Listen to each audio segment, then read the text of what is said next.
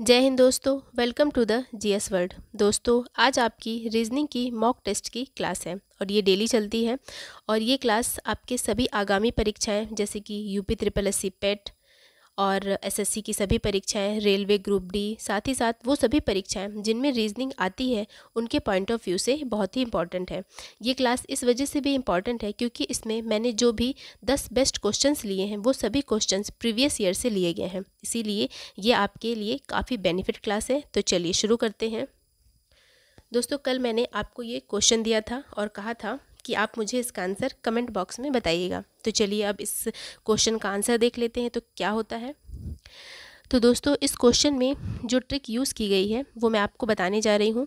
आप एक दो बार उस ट्रिक की प्रैक्टिस करेंगे तो आपको ध्यान हो जाएगी। चलिए देख लेते हैं। यहाँ पे क्या किया गया है, 5, यहाँ पे एक सीरीज के 3 नंबर को लिया गया है, 5 + 6 + 7।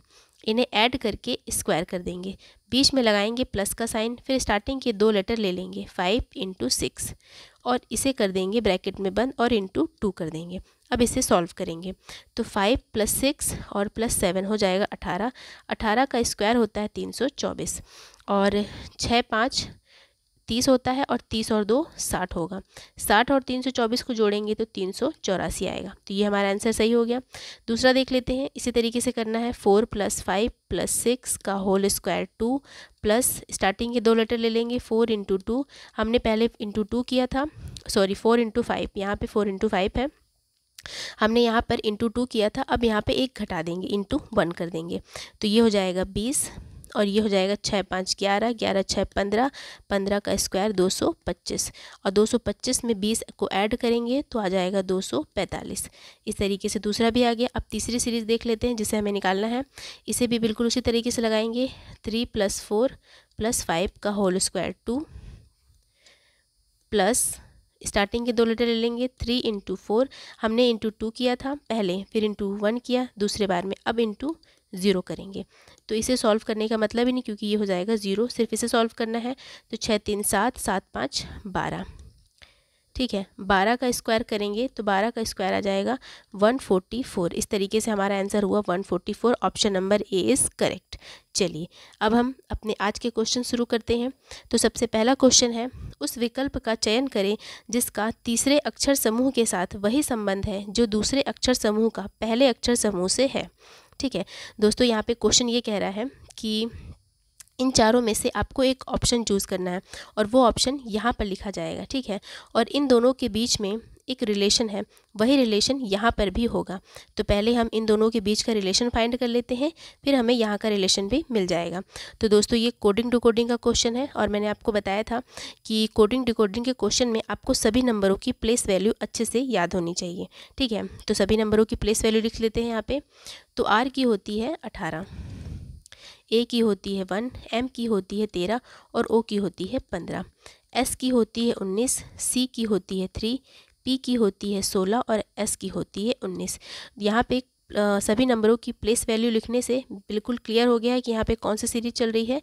देखिए, 18 से 19 जाएंगे तो +1 जाएंगे, 1 से 3 जाएंगे तो +2 जाएंगे, 13 से 16 जाएंगे तो +3 जाएंगे, और 15 से 19 जाएंगे तो +4 जाएंगे। यानी यहाँ पे +1, +2, +3 और +4 की सीरीज चल रही है। इसी तरीके से यहाँ पे भी करेंगे। भी की प्लेस वैल्यू होती है 22, एक्स की होती है 24, एम की होती है 13, जे की होती है 10। 22 में 2 जोड़ेंगे तो आएगा 24, 22 में 1 जोड़ेंगे क्योंकि सबसे पहले +1 लिया गया है। तो 22 में 1 जोड़ेंगे तो आएगा 23, ठीक है। 23 यानी कि जेड नहीं, डब्लू।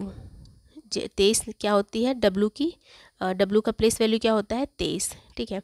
फिर अगला है एक्स। एक्स में 2 जोड़ेंगे, दूसरी बार हमने +2 किया है तो 2 जोड़ेंगे तो आएगा 26, 26 क्या होता है जेड। फिर आएंगे एम पर, एम में 3 जोड़ेंगे तो आएगा 16, 16 यानी कि पी। इतना करने के बाद हम ऑप्शन में चेक कर लेंगे कि किस किस ऑप्शन में WZP है, ठीक है। तो देख लेते हैं। तो ऑप्शन नंबर ए में WZP नहीं है तो ये गलत हो जाएगा, ऑप्शन नंबर बी में भी नहीं है तो ये भी गलत हो जाएगा, ऑप्शन नंबर सी में भी नहीं है तो ये भी गलत हो जाएगा। केवल ऑप्शन नंबर डी में है WZP, यानी कि यहीं से हमारा आंसर हो जाएगा option number D is correct. आगे बढ़ते हैं। अब हमारा अगला क्वेश्चन है कि P क्यू और आर का भाई है। दोस्तों ये ब्लड रिलेशन के क्वेश्चन है और मैंने आपको ब्लड रिलेशन में बताया था कि मेल के लिए हम लोग प्लस का साइन यूज़ करते हैं, फीमेल के लिए माइनस का। तो देख लेते हैं क्या कह रहा है क्वेश्चन। पी क्यू और आर का भाई है, पी भाई है क्यू का और आर का। यहाँ पे हमें क्यू और आर के जेंडर नहीं पता, सिर्फ पी का पता है। आगे बढ़ते हैं। एस आर की माँ है, एस किसकी माँ है? आर की। एस माँ है आर की। जब एस आर की माँ है तो एस पी और क्यू की भी माँ होगी, ठीक है। टी पी का पिता है, टी किसका पिता है? पी का। टी पिता है पी का। यदि टी पी का पिता है तो टी क्यू और आर इन तीनों का पिता होगा, ठीक है। अब देख लेते हैं क्वेश्चन क्या पूछ रहा है। क्वेश्चन ये कह रहा है कि निम्नलिखित में से कौन सा कथन निश्चित रूप से सत्य नहीं हो सकता। मतलब इन चारों में से एक गलत है, बाकी सब सही है। तो एक एक करके सभी इस कथन को चेक करते हैं। तो सबसे पहला है टी एस का पति है, टी जो है एस का पति है, तो option number A is correct. दूसरा है एस पी की माँ है, एस पी की माँ है। एस यदि आर की माँ है तो एस पी की भी माँ होगी, तो बी भी करेक्ट होगा। सी देख लेते हैं। टी क्यू का पिता है, टी यदि पी का पिता है और पी भाई है क्यू का, तो टी क्यू का भी पिता होगा, तो option number C is correct. फिर अगला देख लेते हैं। टी क्यू का पति है, बिल्कुल गलत, क्योंकि टी हमने तीसरे ऑप्शन में देखा कि टी क्यू का पिता है, पति नहीं है। तो इस तरीके से ऑप्शन नंबर डी हो जाएगा हमारा इज़ करेक्ट। आगे बढ़ते हैं।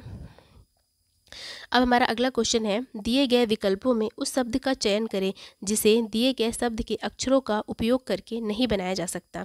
दोस्तों यहाँ पे क्वेश्चन क्या कह रहा है मैं आपको एक्सप्लेन करती हूँ। देखिए क्वेश्चन यहाँ पर एक हमें वर्ड दिया है डॉटर, और यहाँ पे हमें 4 ऑप्शन दिए हैं, डेट, हर्ट, टफ और गेट। क्वेश्चन ये कह रहा है कि ये चारों वर्ड इसी डॉटर के लेटर्स का यूज़ करके बनाया गया है, लेकिन इन चारों वर्ड में एक वर्ड ऐसा है जिसमें ऐसे लेटर्स का यूज़ किया गया है जो लेटर्स डॉटर के अंदर नहीं है, ठीक है। तो आपको ये फाइंड करना है कि इन चारों ऑप्शन में एक ऐसा शब्द कौन सा है जिसके लेटर्स डॉटर के अंदर नहीं आते, ठीक है। तो हम एक एक करके सभी ऑप्शन को चेक करेंगे। तो सबसे पहले देखेंगे डेट को। डेट में आता है DATE, डॉटर में D भी है, A भी है, T भी है और E भी है, तो ये ऑप्शन गलत हो जाएगा। दूसरा है HURT, डॉटर में H भी है, U भी है, R भी है, T भी है, तो ये भी ऑप्शन गलत हो जाएगा। तीसरा है टफ, टफ में है TOUGH, डॉटर में T है मगर आपको कहीं भी O नहीं दिखेगा। इस तरीके से हमारा option number C is correct. चलिए आगे बढ़ते हैं। अब हमारा अगला क्वेश्चन है, विकल्पों में उस आकृति का चयन करें जो प्रश्न चिन्ह के स्थान पर आकर पैटर्न को पूरा करेगा। दोस्तों यहाँ पे देखिए 4 इमेज दी गई हैं, एक्चुअली 3 इमेज दी गई हैं और एक इमेज का बॉक्स खाली रखा गया है और आपसे पूछा गया है कि इन 4 ऑप्शन में यहाँ पर कौन सा आएगा। देखिए यहाँ पर हमें हर एक दूसरी इमेज को देखना है कि पहले में क्या है, फिर दूसरे में क्या डिफरेंस है, फिर तीसरे में क्या है, इस तरीके से हम चौथे को फाइंड कर लेंगे। तो देखिए पहले में आप देखिए कि वर्ग बना है, फिर अंदर भी एक वर्ग बना है और फिर अंदर एक सर्कल बना है। सर्कल में एक तीर का निशान है। दूसरे में 2 वर्ग बने हैं और एक सर्कल बना है, लेकिन तीर का निशान पहले में नीचे था और दूसरे में ऊपर है, जस्ट अपोजिट, ठीक है। तीसरे में देखते हैं तो तीसरे में तीर का निशान ऐसे है, तो जाहिर सी बात है चौथे में तीर का निशान ऐसे होगा। तो जिस भी ऑप्शन में तीर का निशान इस तरीके से, वो हमारा ऑप्शन सही होगा। तो हम देख रहे हैं कि ऑप्शन नंबर ए में तीर का निशान इस तरफ से है, इसी तरीके से हमारा option number A is correct. चलिए आगे बढ़ते हैं। अब हमारा अगला क्वेश्चन है, उस संख्या का चयन करें जो निम्न श्रृंखला में प्रश्न चिन्ह के स्थान पर आ सकती है। ये सीरीज वाले क्वेश्चन हैं, चलिए इसको देख लेते हैं। देखिए यहाँ पर क्या किया गया है, मैं यहाँ पे लिख लेती हूँ क्वेश्चन 5, 10, 17 और 26। देखिए सबसे पहले हम इनके बीच का डिफरेंस देखेंगे। तो इनके बीच में 5 का डिफरेंस है और इनके बीच में 7 का डिफरेंस है। इस तरीके से इनके बीच में कितने का डिफरेंस है दोस्तों? 9 का डिफरेंस है। तो यहाँ पे हम देख रहे हैं +2 +2 +2 की सीरीज चल रही है, तो इसके आगे भी +2 की सीरीज चलेगी। तो 9 में 2 प्लस करेंगे तो आएगा 11। कहने का मतलब है यहाँ पे जो भी संख्या होगी, इन दोनों के बीच का रिलेशन, इन दोनों के बीच का डिफरेंस 11 होगा। तो यदि हम 26 में 11 जोड़ दें तो हमारी ये संख्या फाइंड हो जाएगी। तो 26 में 11 जोड़ेंगे तो आएगा 37। तो हमारा आंसर हो जाएगा option number A is correct. चलिए आगे बढ़ते हैं। अब हमारा अगला क्वेश्चन है, उस वेन आरेख का चयन करें जो निम्नलिखित वर्गों के बीच के संबंध को सर्वोत्तम रूप से प्रदर्शित करता है। ठीक है, यहाँ पे आपको 3 ऑप्शन दिए हैं और मतलब 3 संख्याएं दी हैं, 3 शब्द दिए हैं एक्चुअली, और आपसे ये कह रहा है कि इन 3 शब्दों का आपस में क्या रिलेशन होगा, उस वेन आरेख को चूज़ करना है। तो सबसे पहले हम उन शब्दों का मतलब समझते हैं। दोस्तों पहला शब्द है संचार साधन। संचार साधन क्या होता है? देखिए, संचार साधन होता है बात करने का ज़रिया या अपनी बात एक दूसरे तक पहुंचाने का ज़रिया। संचार साधन में हम एक दूसरे से बात करते हैं या अपनी बात को एक दूसरे तक पहुंचाते हैं, ये एक ज़रिया होता है। चाहे वो टेलीफोन हो, मोबाइल हो, पीसीओ हो, या फिर पत्र हो, या फिर ईमेल हो, मैसेजेस हो, व्हाट्सएप मैसेज हो, कुछ भी हो सकता है। मतलब बात संचार साधन के अंतर्गत क्या होता है? बात करने का ज़रिया, एक दूसरे तक अपनी बात पहुंचाने का ज़रिया, ये होता है। तो हम संचार साधन के लिए एक सर्कल बना लेते हैं। फिर हमारा अगला है टेलीफोन। टेलीफोन क्या होता है? टेलीफोन भी एक बात करने का ज़रिया होता है। ठीक है, टेलीफोन पे हम बात कर सकते हैं, एक दूसरे तक अपनी बात पहुंचा सकते हैं। तो संचार साधन तो बड़ा रूप हो गया, इसके अंतर्गत आ जाएगा टेलीफोन। ठीक है, फिर अगला है पत्र। पत्र क्या है? पत्र यानी कि लेटर, ये भी बात करने का ही एक ज़रिया है। हम लेटर के द्वारा अपनी बात दूसरे तक पहुंचाते हैं। ठीक है, तो इस तरीके से संचार साधन के अंतर्गत आ जाएगा लेटर। तो हम यहाँ पे देख रहे हैं हमारा ऑप्शन नंबर सी होगा यहाँ से करेक्ट। चलिए आगे बढ़ते हैं। हमारा अगला क्वेश्चन है कि यहाँ पे ये मिरर इमेज का क्वेश्चन है। इस क्वेश्चन में आपको दिया हुआ है, ये वर्ड दिया हुआ है, मैं यहाँ पे लिख देती हूँ B@C# D। ठीक है, ये वर्ड दिया है और यहाँ पे कह रहा है कि यहाँ पे कह रहा है कि दर्पण की छवि का चयन करें। यहाँ पे यदि हम इमेज लगाएंगे तो इसके बाद छवि क्या बनेगी उसे बताना है। तो सबसे पहले तो आएगा परसेंटेज, उसके बाद आएगा ई इस तरीके से, फिर आएगा एस इस तरीके से। ठीक है, इतना करने के बाद हम ऑप्शन चेक कर लेते हैं किस किस ऑप्शन में ये है। तो आप देख सकते हैं दोस्तों, सिर्फ एक ही ऑप्शन में सबसे पहले परसेंटेज दिया है, ऑप्शन नंबर बी। तो इतना करके हम टिक करके आगे बढ़ जाएंगे कि यही हमारा ऑप्शन सही होगा। चलिए आगे बढ़ते हैं। अब हमारा अगला क्वेश्चन है, उस विकल्प का चयन करें जिसका तीसरी संख्या के साथ वही संबंध है जो दूसरी संख्या का पहली संख्या से है। ठीक है, यहाँ पे क्या क्वेश्चन कह रहा है कि इन दोनों के बीच में एक रिलेशन है और यहाँ पर एक नंबर आएगा इन चारों में से, वही रिलेशन यहाँ पर भी होना चाहिए। तो सबसे पहले हम इन दोनों के बीच का रिलेशन फाइंड कर लेते हैं। यहाँ पे मैं क्वेश्चन लिख लेती हूँ। सबसे पहले तो हम एक काम करेंगे, 21 में 2 का इंटू करेंगे तो 42 आ जाएगा, और 42 और 11 के बीच का रिलेशन, ये तो काफ़ी डिफरेंस लंबा हो जाएगा। हम एक काम करते हैं, 11 में 2 इंटू कर देते हैं तो ये आ जाएगा 22। 22 में -1 करेंगे तो आएगा 21, यानी यहाँ पे क्या सीरीज चल रही है, इंटू 2 -1। इसी तरीके से 31, यहाँ पे हमें ऐसी कौन सी संख्या लें जिसमें 2 इंटू करके -1 करें तो 31 आ जाए। तो हम सबसे पहले लेंगे, तो हम यहाँ पे लेते हैं 16। अगर 16 में इंटू 2 करेंगे तो आएगा 32, 32 -1 करेंगे तो आएगा 31। इस तरीके से हमारा ऑप्शन हो जाएगा option number D is correct. चलिए आगे बढ़ते हैं। अब हमारा अगला क्वेश्चन है, उन संख्याओं का चयन करें जो निम्न श्रेणी में प्रश्न चिन्ह के स्थान पर आ सकती है। ये भी सीरीज वाला क्वेश्चन है, इसको भी करके देख लेते हैं। दोस्तों जब कभी भी इस तरह के क्वेश्चन आए तो इन दोनों के बीच का रिलेशन ना फाइंड करके कभी कभी आप यहाँ का रिलेशन फाइंड किया करिए, क्योंकि कई बार सीरीज वाले क्वेश्चन में स्टार्टिंग के 2 लेटर के बीच रिलेशन नहीं बताता है, पहले और तीसरे लेटर के बीच में रिलेशन बताते हुए क्वेश्चन को देता है। इसलिए हम पहले और तीसरे के बीच में देखते हैं तो 97 और 101 इनके बीच का डिफरेंस है +4, और इसी तरीके से 101 और 107 इनके बीच का रिलेशन है +6। ठीक है, इनके बीच का रिलेशन है +6, यानी कि यहाँ पे +2 इंक्रीज़ हो रहा है। तो हमारा अगला जो होगा 107 यानी कि अगला होगा +8। तो 107 में अगर हम +8 कर दें तो हमारा सेकंड नंबर आ जाएगा, ये वाला फाइंड हो जाएगा। तो 107 में अगर 8 करेंगे तो 115 आ जाएगा।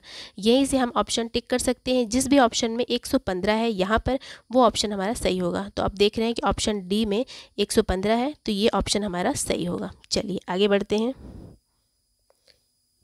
अब हमारा आखिरी क्वेश्चन है कि दिए गए विकल्पों में उस संख्या का चयन करें जो निम्न तालिका में प्रश्न चिन्ह के स्थान पर आ सकती है। देखिए हम इस क्वेश्चन को करते हैं। इसमें सबसे पहले तो आप ऐसे क्वेश्चंस अपने आप करने की कोशिश करिए, फिर मैं आपको ट्रिक बताऊंगी। ठीक है, तो चलिए देखते हैं इस क्वेश्चन में क्या किया गया है। हम एक काम करते हैं, ऊपर के दो क्वेश्चन को, दो शब्दों को ऐड कर लेते हैं। 28 + 8 तो ये आ जाएगा 36। अगर 36 को हम रूट के अंदर डाल दें तो इसे बाहर जब निकाला जाएगा तो ये बचेगा 6। इस तरीके से ये नंबर सॉल्व हो गया।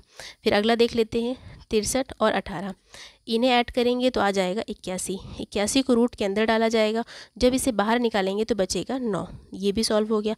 अब लास्ट वाला देख लेते हैं। तो लास्ट वाले में क्या है, यहाँ पर हम नीचे से सॉल्व करेंगे। 13 का स्क्वायर कितना होता है, 169। अगर 169 को रूट में डाला जाए तो बाहर निकलेगा तो बचेगा 13। इसीलिए यहाँ पर एक ऐसी संख्या होनी चाहिए जो इन दोनों को ऐड करने पर 169 आए। तो हम 169 में 94 का माइनस कर देंगे। ठीक है, यहाँ पे लिख देती हूँ मैं, 169 में 94 का माइनस करेंगे तो आएगा 75। ठीक है, 75, 94 का एडिशन आएगा 169। इसीलिए यहाँ से हमारा आंसर हो जाएगा option number D is correct. तो दोस्तों ये हमारे 10 क्वेश्चंस का सेट था। चलिए अब मैं आपको होमवर्क देती हूँ। ये आपका होमवर्क क्वेश्चन है और ये आपको मुझे करके इसका आंसर कमेंट बॉक्स में देना है। तो उम्मीद करते हैं आपको मेरा ये वीडियो पसंद आया होगा। यदि अच्छा लगा तो लाइक करिए, सब्सक्राइब करिए। मिलते हैं अब अगली क्लास में। धन्यवाद दोस्तों।